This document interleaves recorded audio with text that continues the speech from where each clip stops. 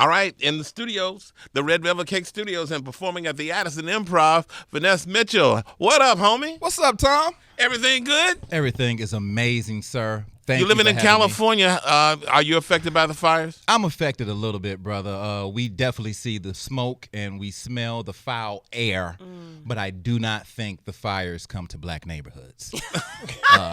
If you can see the pictures, those are some really nice homes with some really distraught white people in front of their driveway crying. You do not see Ernest and Otis and Finesse talking about our house is on fire. I do not know what's wrong with our subdivisions, but the fires are discriminating, and we don't mind. We don't mind.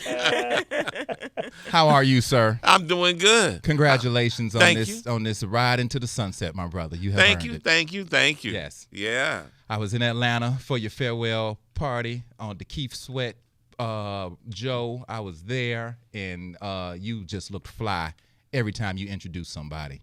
He had a different outfit. Man, it was just like watching Diana Ross in Grant Park that time in New York City. Because it started to drizzle out there in Atlanta, too, and Tom just let his hair flow in the big You could see through his outfit just like Diana Ross, man. It was sexy. Man, I want to do it just like that, brother. I just want to do it just like that, Tom. How the little girls, and how was Halloween last night? Let me tell you something, Tom. That 4-year-old, she just turned 4. Her name is Elle. She liked the Migos, bruh. She will not let me come in the door without. You know how you need to decompress? And she just don't get it, and it's getting on my nerves like a happy pit bull. It's like, you know what I'm saying? You know, like a happy pit bull don't know how big they are, but she run up to you. She sound like a rapper. Daddy, where you been? I gotta pee. Play with me. Skirt. You be like, back up. Go skirt over there somewhere. Back up. You be so mad that you can't decompress. I be saying stuff my mama said. Let me put my purse down. Back up. I need some water. Back up. I'm not here yet. And that other 1.5, and all she says is Daddy.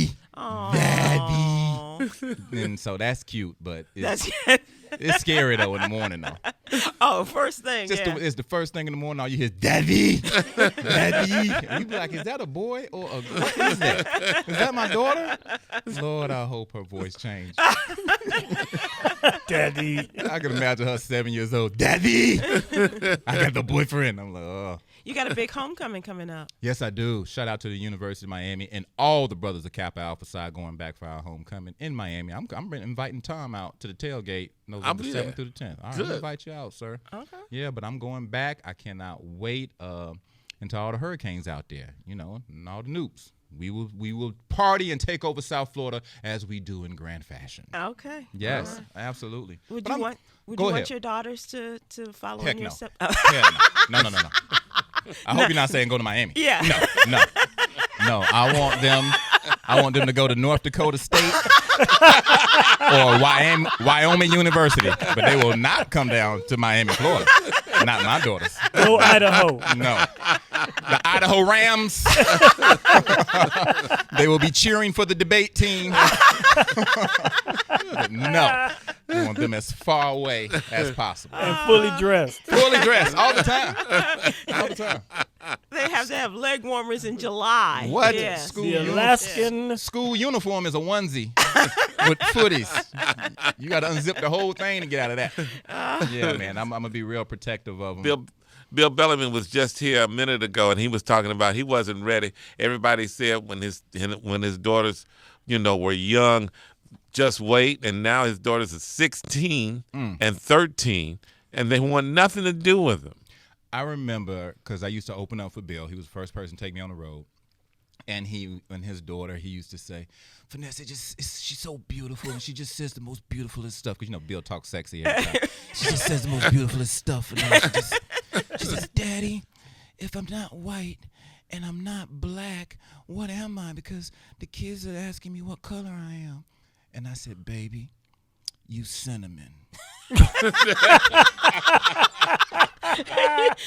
And then he licked his lips. I said, Bill, stop. Stop it. Shout out to the homie, though. Yeah, Bill was the first person to take me on the road. Is that right? Yeah, he's the first person I saw just juggle marriage and kids and getting money and just the grind. Bill is like the ultimate grinder. So shout out to him. And yeah. But you were also telling me that about your history, and especially down in Miami, like Marvin Dixon, who's a friend to the show, and all of that. And really, those guys, you and Benji Brown and Marvin, were all in there and working Razor out together. and Kyle Grooms. Kyle Grooms. Kyle Grooms is a good friend of everybody. He finally had a brain tumor. Right. And now he's back, and he's back on stage. But it was such a good blessing for me to come up and stand-up comedy in Miami because we didn't have a lot of comedians down there. But we had the Miami Improv, the Coconut Grove Improv, we had the Hollywood, Fort Lauderdale Improv, and we had West Palm Beach. So you could go to 3 real stages and see real headliners come down and meet people, network, and they lied to you. Yeah, I'm taking you on the road. You know what I mean? But at least you got to meet them and stuff. Right. And then we had all our black rooms. So it was so many different places to perform that by the time you was ready to go to Atlanta and be on Comic View, you was ready. You were ready. It was funny. So you went. So how did this work out? The move to SNL, Saturday Night Live. Well, that was a blessing. That was truly a blessing. How did that break come about? That was me just living. That was me moving to L.A. thinking that I was ready for the big time because I did 1 season of Comic View. Oh, okay.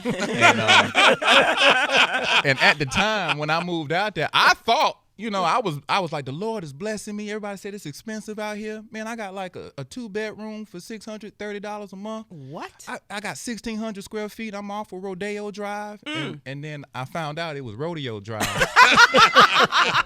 And I was that part of town. Yeah, I was jungle adjacent because they got what they call the jungle out there. Have you ever seen that speech Denzel Washington give in Training Day? Yep. You ever find out you live in a bad neighborhood or watching a movie? I saw that movie. I was like, that's my house right there. Where they film that? I could have been in that movie. But yeah, man, but I'll never forget. At the time, my girl who I was staying with thought I wasn't making it fast enough. And we had one of them come to Jesus talks. Where we were like, the plan was we breaking up because she just didn't, she was tired of being broke. Yeah. She didn't believe in the dream no more. I was like, I got to go out here and sell this dream to a new girl. God, I don't believe this. But I got my mindset. And my pride was like, I'm leaving. All right. So I went and I had one of them sleeping in my car stories. I was like, I'm literally not going to stay in this house. I will sleep in the car till I figure this out. I did not think that, for whatever reason, I went outside and just got in the car and reclined the seat back. I didn't just think, drive to a better neighborhood. It's a car. Drive to a better neighborhood, Finesse. Somebody tried to break in the car with me in the car. And you think you're going to say something tough when somebody violates you like that. Toughest thing I could think of was, hey, somebody's in here. I'm in here. I'm in here. That one's up there. That's empty up there. I'm in this one. Man.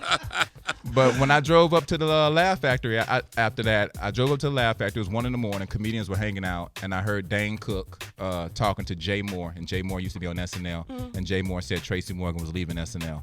And if God didn't almost have me get violated in my car, I would have never heard that. I would have never drove up there to just hear that information. In that moment. And I heard the information. I sent them my tape to SNL. They invited me to audition. Next thing I know, Tracy Morgan was calling me, Finesse, I think they like you, homie. I think they like you and the fat boy. Keenan Thompson. The fat boy. Next thing I know, me and Keenan was heading to SNL, man. And that was it. I met Lauren Michaels, and the dream is real. Wow. That is so That's awesome. a great story.